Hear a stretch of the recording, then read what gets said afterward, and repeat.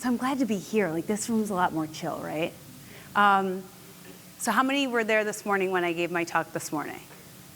Oh, that's great. So we already know each other then. All right, good. So here's the deal. So what we're going to do this afternoon is we're just going to kind of get down to the nitty gritty, okay? So I'm a psychologist, and I see primarily high school and college age kids. So I see a good solid 9 to 12 of you 6 days a week. And so what I do all day long is talk to all of you about how to decrease anxiety, improve mood, and improve self-esteem. And I give evidence-based tips and tricks to do it. And so I am really familiar with all the stuff that you guys have going on. So in my experience with the kids that I work with, there's a lot of pressure. Social media is garbage. Like, it literally is just trash, okay? And how many of you, and I didn't see the hands today, but how many of you are on your phones for 6 hours plus a day? Would you say? Just be honest. It just is. And it's not like it has nothing to do with character. It literally is just the world that we live in. So would you say 6 plus is like pretty fair to say? How many like 5 plus? How many of you are just like not raising your hand because you don't want to? Yeah. Because, you know, in my experience, it's pretty usual for kids to be on their phones, on their smartphones for a good solid 5+ hours a day. And that's the norm. And what's happened is that,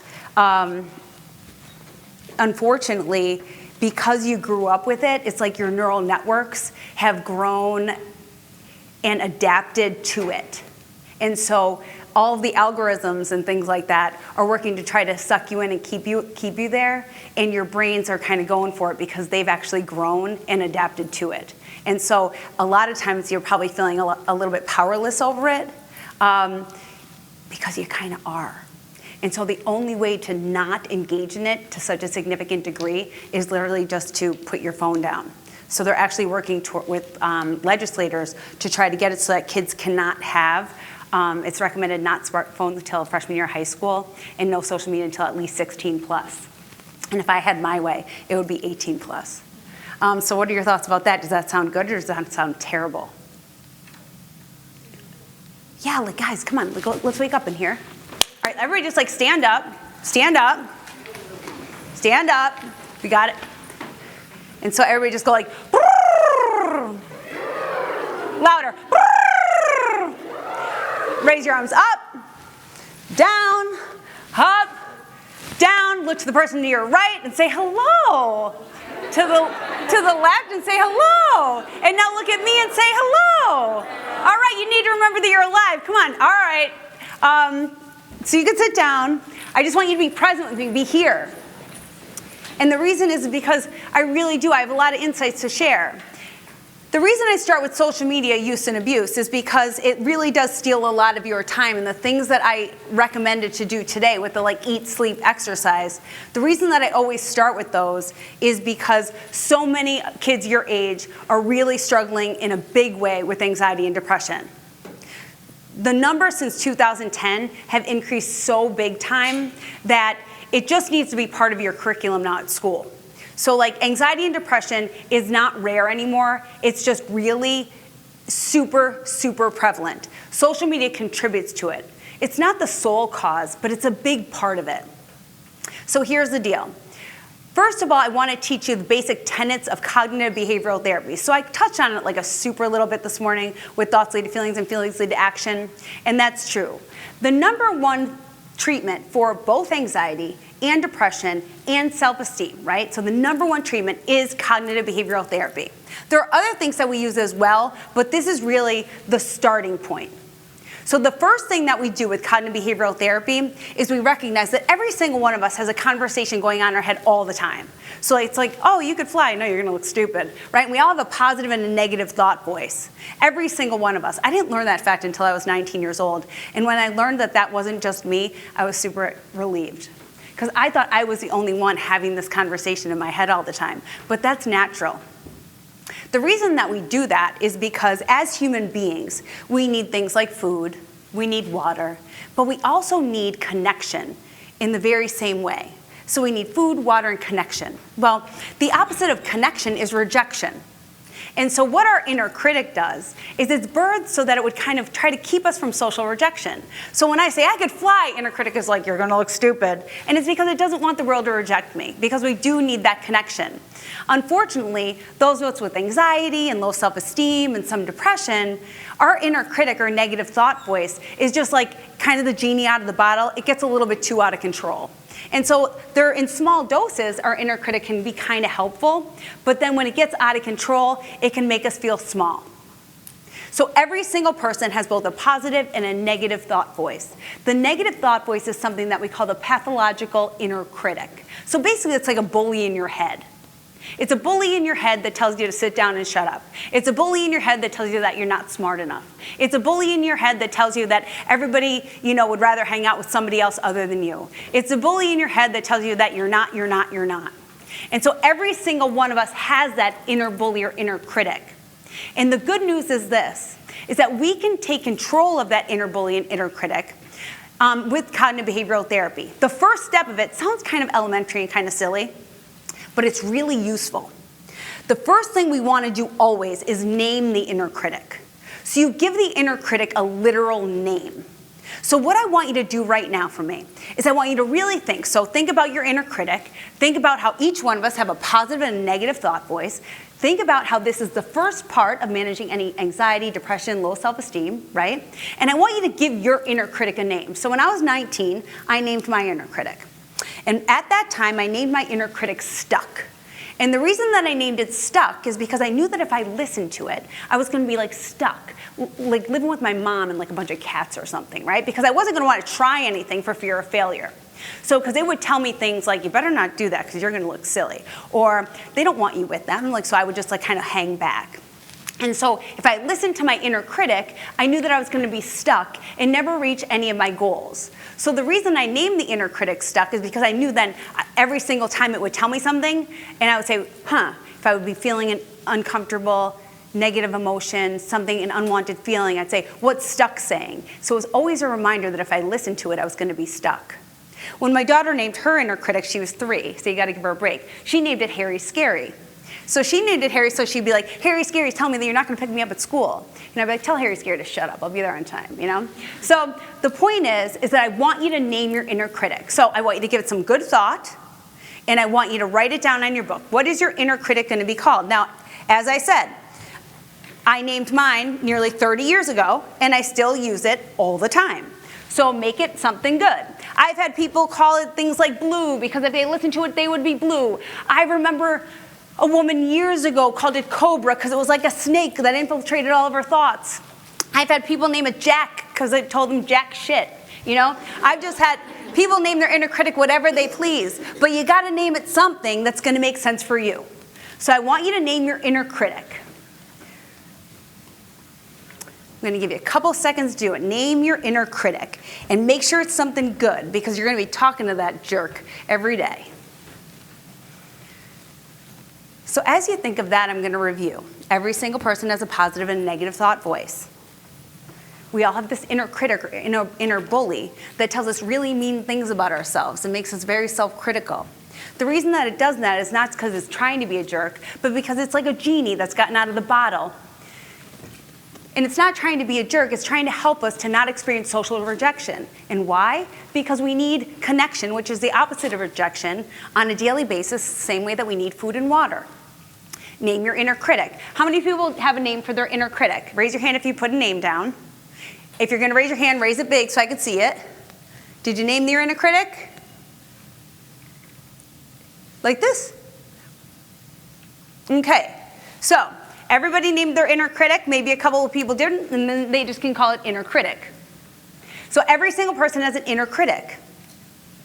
Interestingly enough, the inner critic tells us up to 70,000 thoughts a day that all human beings have. Most of them from your inner critic are the negative ones. So we have thousands of thoughts a day. And here's the interesting thing with negative thoughts. 1 leads to 10, 10 leads to 100, 100 leads to 1,000, and so on.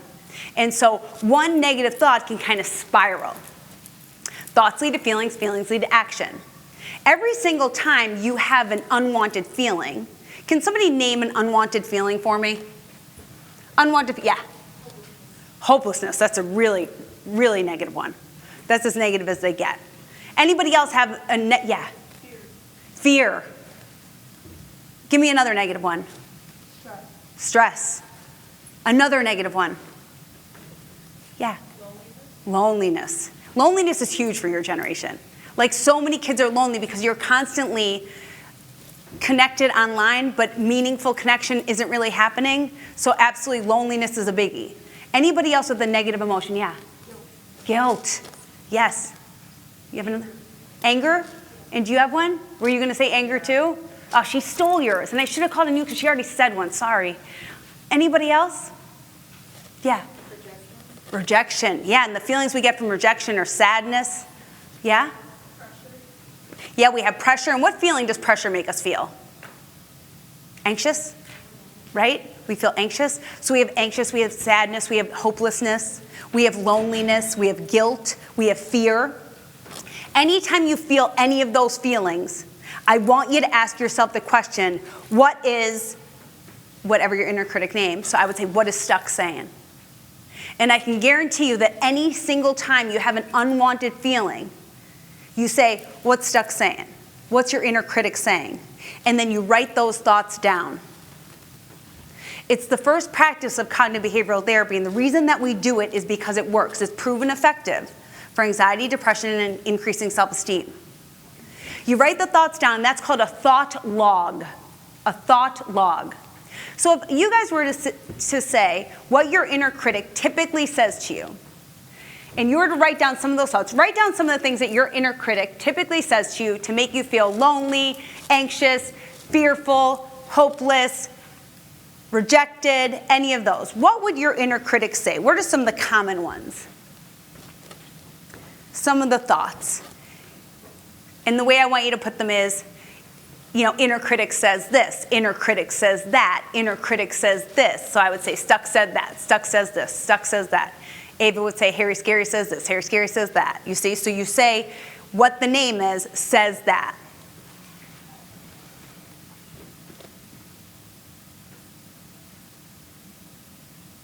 Interestingly, like I said, we have up to 70,000 thoughts a day as human beings. And if we have anxiety, depression, mood regulation issues, a lot of those thoughts are negative ones. A lot of them are coming from that inner critic. We have all of these thoughts, but they typically circle around 3 themes.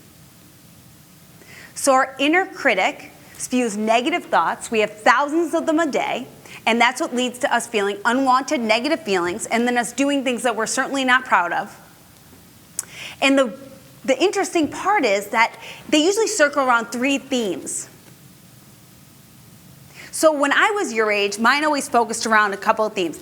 That I wasn't smart enough, that I wasn't pretty enough, and that nobody liked me. Those were like the 3, those are the 3 biggies. It's like, you're stupid, you're ugly, and nobody likes you.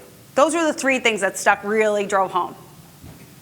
You're stupid, you're ugly, nobody likes you. Anybody have thoughts that would be in like those themes? Right? You're stupid, you're ugly, nobody, like those are like kind of like the global teen thoughts, right? And interestingly enough, those 3 themes typically are tied to something we call core beliefs. Core beliefs. So, let's back up. Mood, anxiety, depression. Mood, anxiety, depression, low self-esteem. The main way to treat those is something called cognitive behavioral therapy. Cognitive behavioral therapy is based on the premise that thoughts lead to feelings, feelings lead to action. If you're doing something that you're not proud of, right, you go say, okay, what are the unwanted feelings that I'm trying to manage with this stupid behavior, right? Then you say, okay, so what's that feeling? It's loneliness, it's sadness, it's fear, it's hopelessness, it's rejection, it's all those that we just discussed. Then you say, okay, so what is inner critic? What's Stuck saying? You write down the thought log, and you're like, okay, what are these thoughts? And it says, so Stuck says this, Stuck says that, Stuck says, what are the main themes? Okay, so you're ugly, you're stupid, nobody likes you. Those are 3 themes. Those themes are typically tied to something we call core belief system.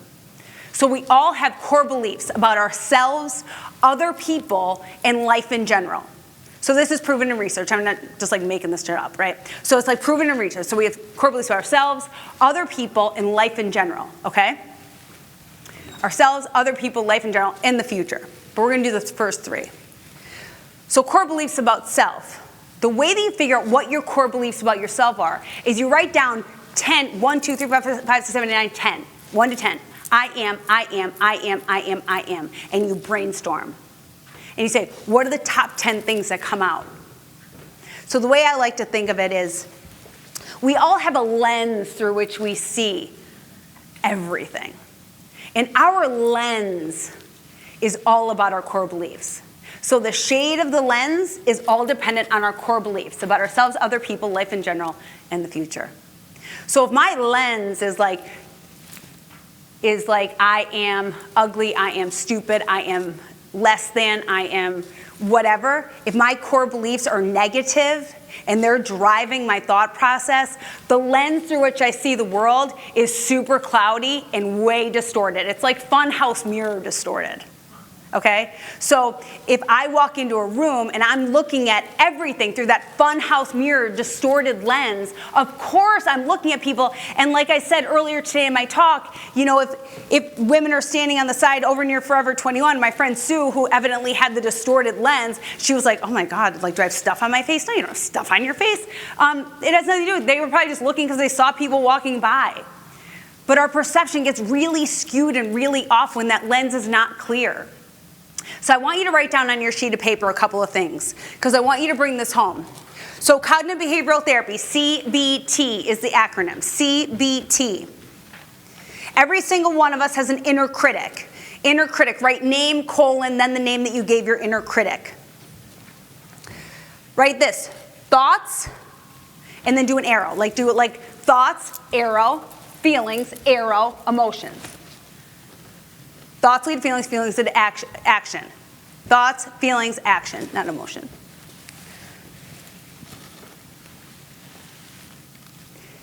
Inner critic, inner bully, thoughts lead to unwanted feelings. So write down whatever your inner critic, whatever you named it. So whatever that jerk says leads to unwanted feelings, and then that leads to you doing things that you're not proud of doing.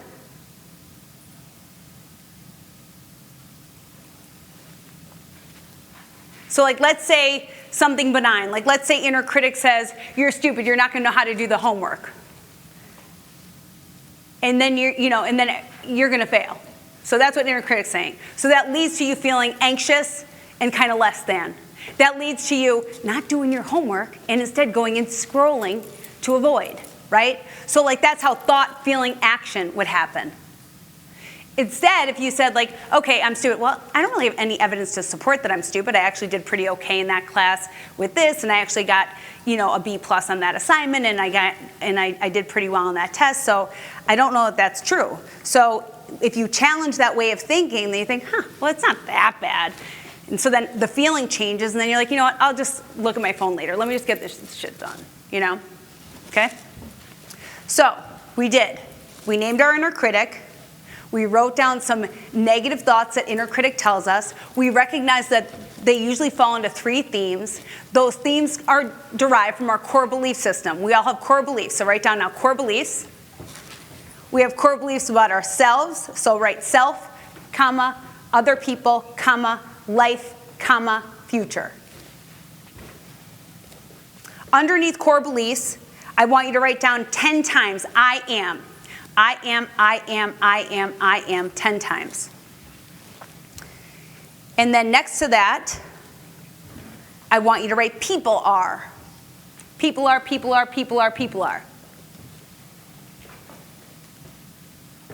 And then next to that, I want you to write life is.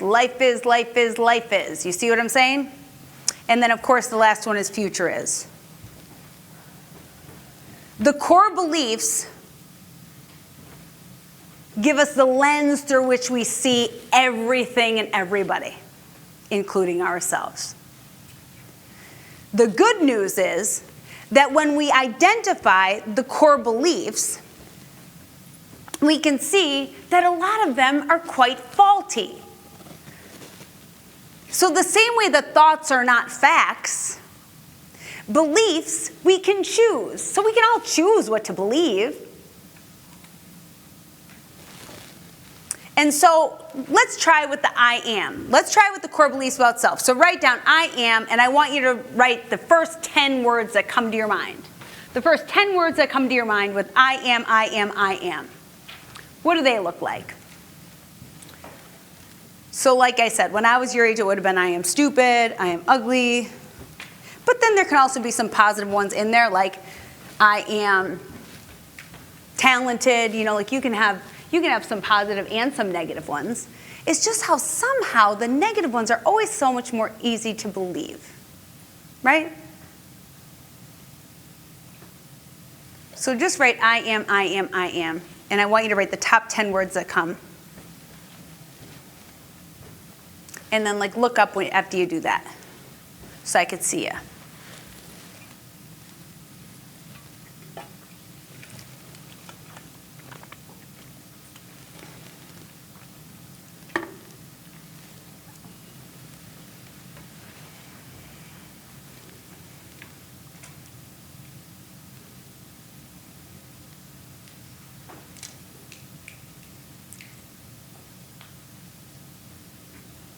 How we doing?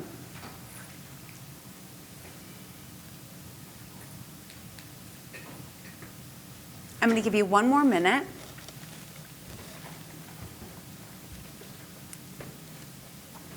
One more minute. Okay, now, tell me this. Look at your core beliefs about self, and then I want you to look up to the negative thoughts that you wrote down that your inner critic was telling you. Could you say that one of those thoughts would dump into one of those buckets? Do the thoughts match one of the core beliefs? Yeah, right? How many people the thoughts match the core beliefs? Right? So you see how that happens? Now look at the beliefs. So if I have a core belief, I am stupid. What I want to do now is I want to go back and I want to gather data for that. So we can't just allow these beliefs and these thoughts just to occur. What happens is when we get down and we tackle, okay, this is one of my core beliefs. Well, if you were to believe anything else, don't you say like, oh, really? Like, what's the proof for that? Right? So like, let's say somebody said, I want you to believe that the sky is purple. Wouldn't you be like, all right, let me go take a look, right? I want you to believe in anything. We always say like, let me look into that a little bit. Like I'm not going to hop into believing in something that I haven't done some research on. Do you know what I'm saying? Give me a yes. Okay. Oddly enough, we don't do a whole lot of research into our own core beliefs because we don't even know that we have them. Like how many people knew that you had core beliefs that literally drove all of your thinking and that your feelings totally came from there? How many people knew that? So we have one, we have two. How many people, right? So like I didn't know that until I was 19 years old and I started to read about this kind of stuff. But like until then, I had no idea. So your core beliefs, you need to really do some research and collect some data. So if you have a core belief, I am stupid, say, okay, let's do the research on that. What does that look like? So stupid. So let's think about all the different kinds of intelligences that there are. So it's not just school smarts. There's also other smarts. So can you make meaningful connections? Are you artistic? And if you're not doing well in school, if that's the data that you're using, do you study? Do you read the book? Do you do the homework? Do you ask the teacher questions? Do you do the things? We can't just say that we're stupid if we don't provide all of the effort to do the thing. So one of the reasons that I didn't think I was smart in high school is because I didn't do a whole lot of work. I was spending my time at the Ballet Theatre Scranton, as I told you this morning. So I was dancing all the time, and I wasn't doing my homework, and so now I was like, well, I'm stupid. The reality is that if I did the work, I probably would have gotten better grades, and then I wouldn't have had that core belief. But I didn't want to put the work in, so instead, my inner critic just like picked that up and took me for a ride. Core beliefs lead to the thinking, gives us that funhouse mirror perception. Got it? So I want you, when you go home, to look at your core beliefs, and I want you to say, okay, so I want to know the evidence for this. So is this actually a true thing, or is this something that my inner critic has just conjured up because I haven't really done my best effort? Or am I saying nobody likes me because I don't actually put myself out there and I don't talk to other people, that I just kind of isolate in my room because I feel maybe a little bit socially awkward because I don't have a whole lot of social practice? So it's like, is it that they don't like me, or is it that they don't know me because I haven't allowed myself to be seen? So I want you to start to challenge some of that thinking, okay? Start to challenge those core beliefs that are leading to those negative thoughts that are making you feel badly about yourself. The core beliefs about other people. Other people, if I have a core belief about other people, like, don't want you to have anything and they wish you ill will, right? Like, so let's say I have that core belief. Well, then I'm gonna kind of walk around and be like a little bit like timid. I'm not gonna really put myself out there. But if I have a core belief like people are innately good and they're supportive, and so then I'm gonna really open myself up to people. And it's interesting how it's kind of a self-fulfilling prophecy. And what I mean by that is, if you feel like if I think you're a nice person and like that's my belief about you, well then I'm gonna be like, hey, and then you're gonna be like, hi. Right? But if I have a core belief that you're not nice at all, and it's come from nowhere at all, but I'm just kind of like making that up, or I've kind of heard that through the grapevine based on other people's warped funhouse mirrors, and so then I'm kind of like, as I walk by, well then you're going to kind of be like, wow, you're just going to look at me and be like, and then I'll be like, see, I knew she was mean. You see how that works? So it kind of becomes a self-fulfilling prophecy. So I want you to really, really go and identify these people are. And then collect the data. Don't just let yourself get along with these weird beliefs. You have to go and say, okay, so like I can choose what to believe. Is this actually true? I need to do some research on this. Life is. Another thing I think, and I tell this to my kids all the time. When I say my kids, I mean like the clinical clients that I see. I say this to my kids all the time, like, I just don't feel like you're doing enough living. Enough living, like, out there in the world, like, doing things. There's a lot of, like, watching other people living or something. Do you know what I mean by that? And I know I'm aging myself, but the other thing is that, like, I think confidence lacks a lot of times for you guys because you don't have a lot of experience with, like, challenges, real life challenges. I think as parents, like, we've taken a lot of your challenges away from you for fear of your own discomfort. And so you don't get a lot of practice with just like doing things. Like I remember when I was growing up, so I grew up in Scranton. And I remember when I was growing up, I grew up with 3 brothers. And so they would always drive from like our neighborhood, which was in East Scranton, over to Greenridge, which was about probably like a 20-minute bike ride, okay? And like, they'd be trying to rush out the door and like leave me behind. So like I'd be like putting my sneakers on and they'd be like, oh my God, is she really coming with us? Because I would slow them down. And that was fine. And so, but we would go there and then like we'd run into like people and like we'd have to like find our way and like race through alleyways and do all this stuff. And it really helped to like increase our self-efficacy. Like, oh wow, I can really kind of handle myself. And you guys don't get to do any of that. You don't get to do anything because like we're so helicopter-y with you guys that we don't allow you to have real life challenges. And so instead your challenges are like in your room and online, and it's just not good. And so a lot of this is not your fault, and so you don't have those real life challenges. So when you think of life is, what are the core beliefs that you have about life? Yeah. Adventurous. Nice. I love that you have that one. Anybody else? A core belief about life? Yeah? Difficult. Challenging, right? And it's true, life is hard. Anybody else have a core belief that they'd like to share? Yeah. It's a gift. It is, and like we have to take this opportunity and like take it seriously. Anybody else? Yeah. Oh, damn right. Oh my God. Yeah, really unpredictable. And I think there was one in the front. Were you going to say something? Complicated. That too. The unpredictable makes it feel that much more complicated because we have to be able to pivot. So yeah, so I think that without having very many real life experiences yet, I like that your core beliefs are really pretty much like in the pocket. Like it seems like they're like pretty on track. Do you feel a lot of pressure with regards to like academics and like college and like next steps and all that stuff? Right? It gets totally out of control. Isn't it out of control? I see that with a lot of the kids that I see, and I remember it with my daughter. It's like kids start like their freshman year of high school, like worrying about where they're going to go to college. I'm like, whoa, like we have like a whole life stage to get through first. Like we can't be worrying about the next life stage. And one thing that I can tell you is adults that I work with who are like physicians and in residencies and things like that, I'll see them and they're still on that same hamster wheel where it's like, wait a second, in high school they were worried about where you're going to college, and then you're worried about where you're going to medical school, and then you're worried about where you're going to get your residency, and then you're worried about where you're going to get a fellowship. It's like, oh my God, when does the hamster wheel stop? And so it's very important that you take advantage of each opportunity and recognize that nothing can make and break you.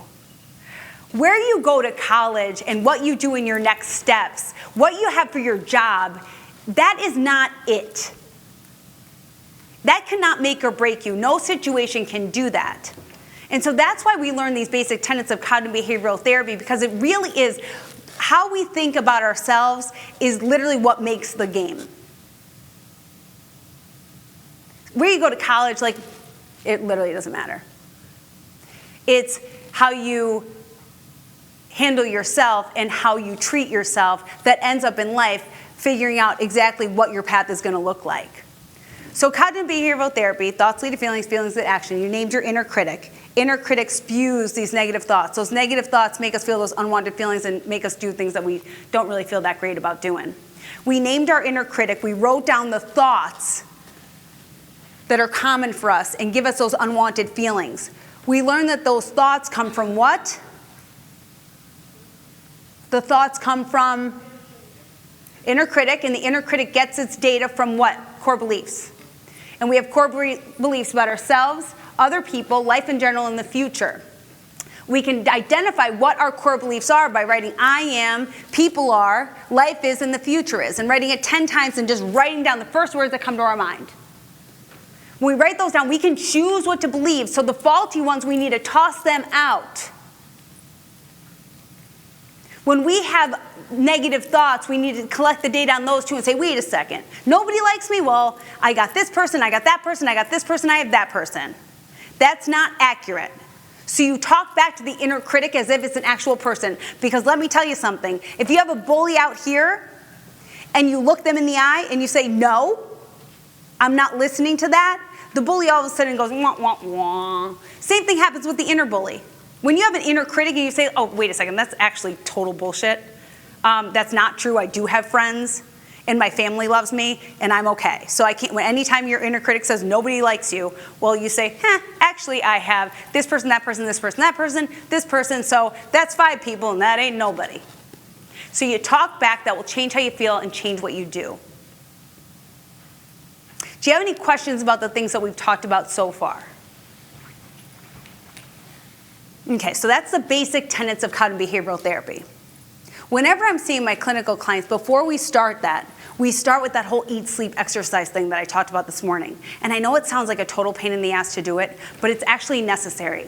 Because if you think about what the diagnostic criteria for any mental health problem is, right? So like if I look at the diagnostic criteria, so that means the different criteria that you need in order to, let's say, be diagnosed with depression, or the different criteria that you need to be diagnosed with anxiety, or the different criteria that you need to have low self-esteem. So the various criteria to be diagnosed with an anxiety disorder or a major depressive disorder or something like this, that's in a book called the DSM. 5 is the edition we're on, okay? So that's in a book called the DSM. Well, the different things that you have to have in order to have those, number 1, sleeps too much, too little.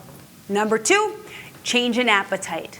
Number 3, if we just got those 2 things on track and toss those criteria out, we might not even meet criteria for diagnosis. So the reason I start always with eat 3 meals and 2 snacks, because you guys eat not that great as a group, right? Like as teenagers, how many of you DoorDash? Lots. I have kids that I work with who I'll have them write down what they ate for the couple days, how many times they exercised, how many hours of sleep they got, and they're eating. I'm like, where do you get this? I'm thinking, do your parents cook this stuff? They have everything DoorDash to the door, and they just kind of slink out their front door and get it and go back inside. And meanwhile, they're eating sushi on a Sunday afternoon. I'm like, Nonetheless, A lot of snacks, not a lot of meals. If you eat 3 meals and 2 snacks and you sleep, how many of you get between 8 and 10 hours of sleep at night? Show of hands real high for me. Yeah. Lucky you. Yeah, because here's the thing. It's not happening for most of you. And your brains literally require that for the development that you're going through right now. Like what your brains are going through at your age is like wild. Like your brains are awesome. And so like what it's going through right now is crazy and crazy good. And sleep is really necessary to do it. I really suggest that you give yourself a bedtime and a wake time. And I mean that wholeheartedly.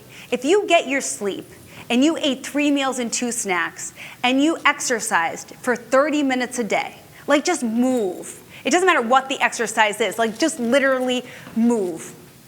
If you were to do that, how that would elevate how you feel and how the inner critic doesn't show up nearly as much when you do it, and here's why. So remember this morning I said that if you were to exercise, that you get a hit of serotonin, and that's that neurotransmitter that makes us feel good?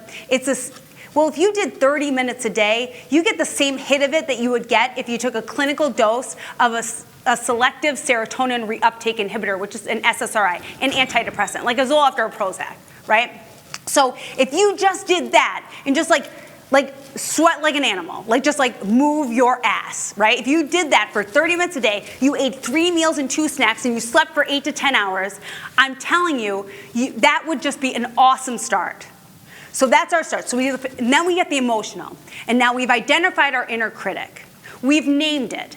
You write what's called a thought log, where you write those thoughts down. You say, okay, so these unwanted negative thoughts are leading to these really negative emotions that I don't want to feel and make me feel badly. And they're making me do things that don't make me proud of myself. And so to change what you do, you got to change what you feel. And to do that, you got to change those thoughts. The ones that stick around even when you challenge them are tied to our core beliefs. We have core beliefs about what? Selves. What else? Okay. Core beliefs about what? Core beliefs about? Core beliefs about? Core beliefs about? Good. And a lot of those beliefs are faulty, because we get our core beliefs from our environment. And our environment is anything in the world that's not us. And the current social climate and environment is like so wacky that your core beliefs are likely pretty faulty too, right? So make sure you wrote down I am, people are, life is, the future is. I want you to put down those core beliefs. You see which ones are faulty. Gather the data. Do the work. Toss out the ones that are faulty and go with the ones that are not. Change the way you think to change the way you feel to change what you do. Do you have any questions about anything that I talked about so far? Oh, you know what? Let me add one thing. Can I add one thing? Yeah? Okay. So, you know, we said about mood, depression, anxiety, low self-esteem. Those are the 3 main mental health concerns for your age group right now. Numbers skyrocketing. Got it. Depression, self-esteem, exactly what we talked about. Cognitive behavioral therapy, okay? And there's more to it. That's like the basic tenets that I gave you.